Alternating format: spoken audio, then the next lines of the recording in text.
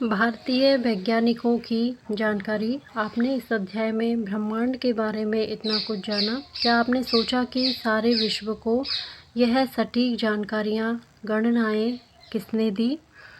इसके पीछे बहुत सारे खगोलविद, गणितज्ञ एवं वैज्ञानिकों की वर्षों की मेहनत है। यह निरंतर चलने वाला कार्य है।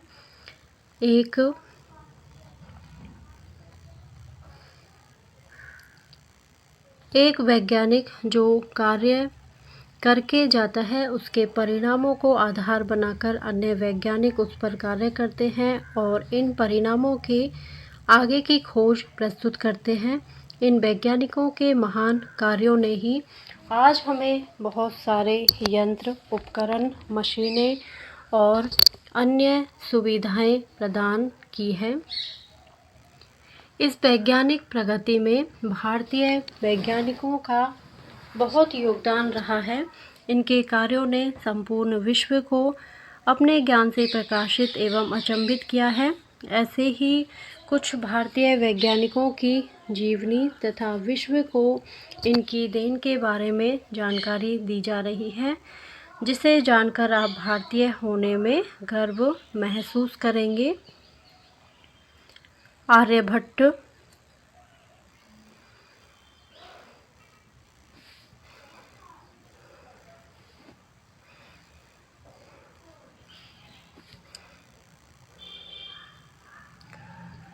आर्यभट्ट प्राचीन भारत के प्रथम महान खगोलविद एवं गणितज्ञ हुए हैं। इनका जन्म संवत 476 में हुआ। इन्होंने नालंदा विश्वविद्यालय में अध्ययन किया और मेधावी होने से इस विश्वविद्यालय के शिक्षक भी रहे।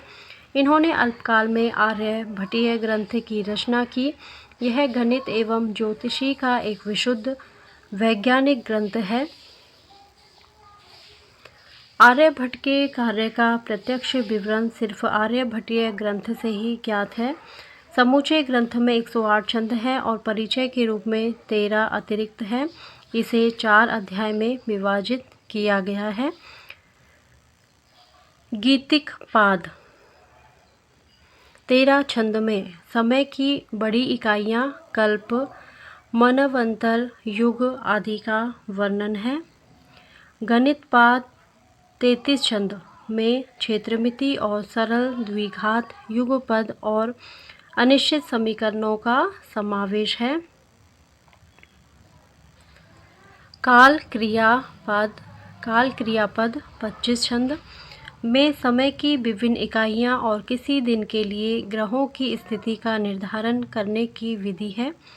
अधिक मास की गणना 6 तिथियां, सप्ताह के दिनों के नामों के साथ एक 7 दिन का सप्ताह प्रस्तुत करते हैं। गोल पाद 50 छंद में आकाशीय क्षेत्र के ज्यामितिक त्रिकोणमितीय पहलू, क्रांतिवृत्त, पृथ्वी के आकार, दिन और रात के कारण आदि सम्मिलित हैं। पश्चिम वैज्ञानिक कोपरनिकस 1473-1543 ईस्वी को जिन खोजों के लिए जाना जाता है, उन खोजों की शुरुआत आर्यभट्ट 1000 वर्ष पहले कर चुके थे। इनके द्वारा प्रतिपादित महत्वपूर्ण खोजें निम्न प्रकार से हैं। पाई के मान को शुद्ध रूप में निरूपित किया। पृथ्वी स्वयं भी अपनी धुरी पर घूमती है। वृत्त की परिधि और व्यास में संबंध, त्रिभुज का क्षेत्रफल, सौर मंडल के भूकेंद्रीय मॉडल की परिकल्पना कर, सूर्य चंद्र ग्रहणों की सही व्याख्या कर विभिन्न गणनाएं दी। पृथ्वी का आवर्तकाल एवं वर्ष की अवधि 365 दिन 6 घंटे 12 मिनट 30 सेकंड दी, जिसमें आधुनिक विज्ञान के मान से 3 मिनट 20 सेकंड की त्रुटि रही। पृथ्वी की परिधि की गणना की जो वास्तविक मान से केवल 0.2% कम थी। आर्यभट्ट पहले व्यक्ति थे जिन्होंने साइन ज्या तालिकाओं को 0 से 90 डिग्री तक निर्मित किया।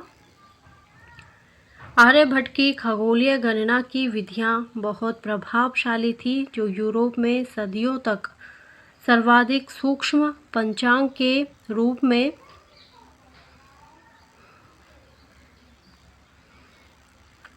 रूप में उपयोगी रही। आर्यभट्ट और उनके अनुयायियों द्वारा की गई तिथि गणना पंचांग व्यावहारिक उद्देश्यों के लिए भारत में निरंतर उपयोग में रही है। आर्यभट्ट ने आजकल के उन्नत साधनों के बिना जो खोजें की थी उनकी महत्ता है। इनके कार्यों को सम्मान देने के लिए प्रथम भारतीय उपग्रह का नाम आर्यभट्ट रखा गया।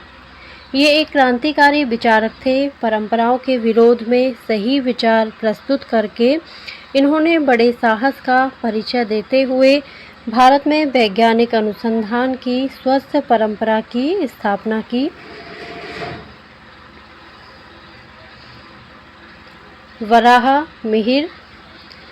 वराहमिहिर ईसा की 5वीं-6वीं शताब्दी के भारतीय गणितज्ञ एवं खगोलज्ञ थे।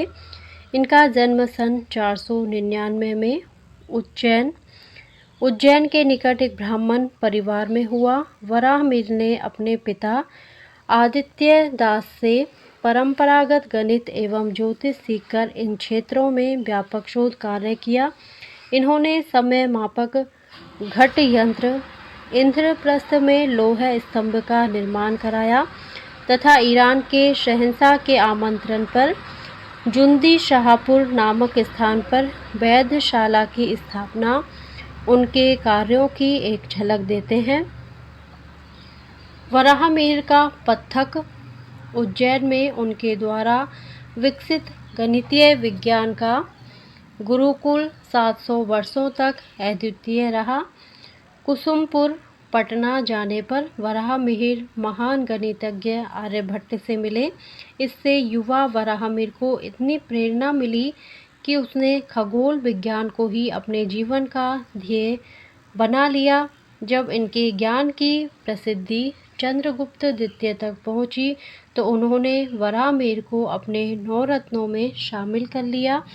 इन्होंने त्रिकोणमिति, प्रकाशिकी एवं ज्योतिषी के क्षेत्र में महत्वपूर्ण सूत्र एवं सिद्धांत दिए। साथ ही आर्यभट्ट प्रथम द्वारा प्रतिपादित जिया सारणी को भी और अधिक परिशुद्ध बनाया।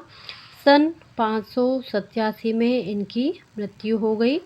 इनके द्वारा लिखित बृहज्जातक, बृहद संहिता व पंच सिद्धांतिका पुस्तकें गणित एवं ज्योतिषी के क्षेत्र में मील का पत्थर सिद्ध हुई हैं।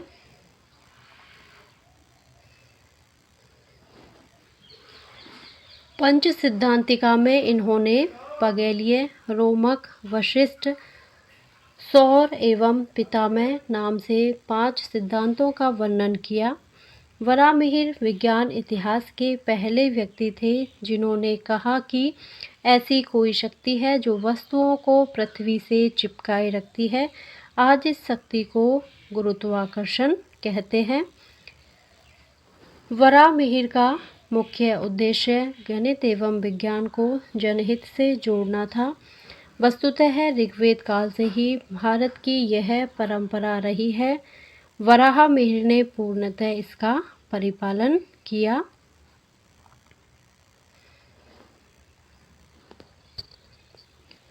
भास्कराचार्य या भास्कर द्वितीय। भास्कर द्वितीय, जिन्हें भास्कराचार्य भी कहते हैं, इनका जन्म सन 1114 ईस्वी में बीजापुर, कर्नाटक में हुआ। ये 12वीं सदी में भारत के प्रसिद्ध गणितज्ञ एवं खगोलज्ञ हुए हैं जिन्होंने दशमलव प्रणाली की खोज की जिसे हम आज उपयोग में ले रहे हैं। भास्कराचार्य ने आर्यभट्ट की कृतियों को जनमानस के समझने हेतु सरल व्याख्या की। साथ ही इन कृतियों पर आधारित अपनी स्वतंत्र रचनाएं भी की।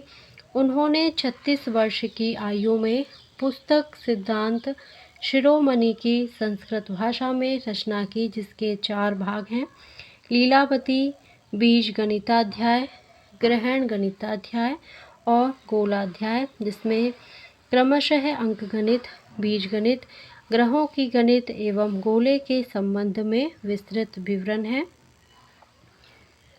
ये उज्जैन में खगोलीय प्रेक्षणों के प्रमुख रहे। आधुनिक युग में धरती की गुरुत्वाकर्षण शक्ति की खोज का श्रेय न्यूटन को दिया जाता है, परंतु यह कई सदियों पहले भास्कराचार्य ने अपने ग्रंथ में लिखा कि पृथ्वी आकाशीय पदार्थों को विशिष्ट शक्ति से अपनी ओर खींचती है।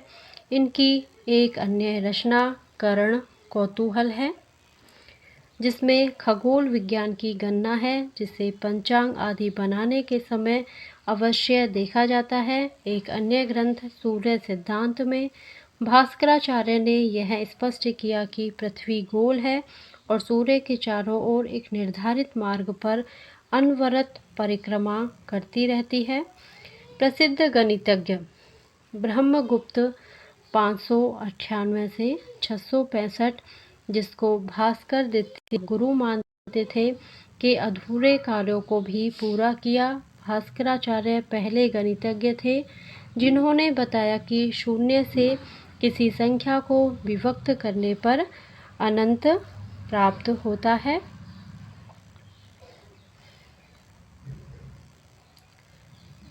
भास्कराचार्य जिस काल में पैदा हुए और ज्ञान विज्ञान में सक्रिय रहे, तो दूसरी ओर हमारे समाज के भीतर भारी अंधविश्वास व्याप्त थे। ऐसे ही समय में कट्टर और परंपरावादी अंधविश्वासों ने यह अफवाह फैलाई कि पृथ्वी बिना आधार की है और वह धंसती जा रही है। इन परंपरावादियों ने यह कार्य पौराणिक ग्रंथों की गलत व्याख्या करते हुए समाज में अपने वर्चस्व के लिए दहशत फैलाने के उद्देश्य से किया था।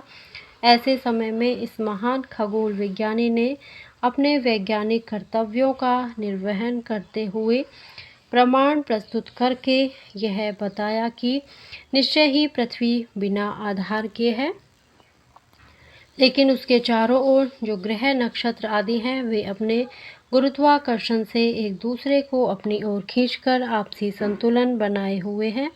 हमारी पृथ्वी ऐसी ही रहेगी और कभी भी नहीं धंसेगी। उससे भी महत्वपूर्ण यह है कि भारतीय खगोल वैज्ञानिकों ने ये घोषणाएं पश्चिमी खगोल वैज्ञानिकों से सदियों पूर्व ही कर दी, जो भारत के वैज्ञानिक क्षेत्र में अग्रणी होने का ठोस प्रमाण है। भास्कराचार्य के महत्वपूर्ण खगोलकीय विचारों की दुनिया की कई भाषाओं में प्रस्तुत हुई है। इस प्रकार महत्वपूर्ण भारतीय खगोलकीय एवं गणितीय सूचनाएं विश्व स्तर पर मान्य हुई। सम्राट अकबर के एक दरबारी विद्वान फैजी ने भास्कराचार्य की रचना लीलावती का फारसी में अनुवाद किया। इसी प्रकार सन 1710 में कोलब्रुक नामक एक अंग्रेज विद्वान ने इसी ग्रंथ का अंग्रेजी में अनुवाद किया। भारत सरकार ने इनको सम्मान देने के लिए अपने द्वितीय कृत्रिम उपग्रह का नाम भास्कर रखा। इनके नाम के साथ द्वितीय इसलिए जोड़ा गया क्योंकि भास्कर प्रथम लगभग 6वीं सदी में जन्म भी एक प्रसिद्ध गणितज्ञ हुए। अन्य भारतीय गणितज्ञों में ब्रह्मगुप्त 628 ईस्वी, जैन गणितज्ञ महावीराचार्य 850 ईस्वी, श्रीधराचार्य 991 ईस्वी, रामानुजन 1887, सुब्रमण्यम चंद्रशेखर 1938 भी हुए, जिन्होंने गणित एवं खगोल क्षेत्र में बहुत कार्य किया। राजवंश में भी सवाई जयसिंह द्वितीय 1686 से 1743 ईस्वी ने जयपुर, दिल्ली, मथुरा, वाराणसी तथा उज्जैन में वेधशालाओं, जंतर मंतर का निर्माण करवाकर खगोल शास्त्र के विकास में अपना महत्वपूर्ण योगदान दिया।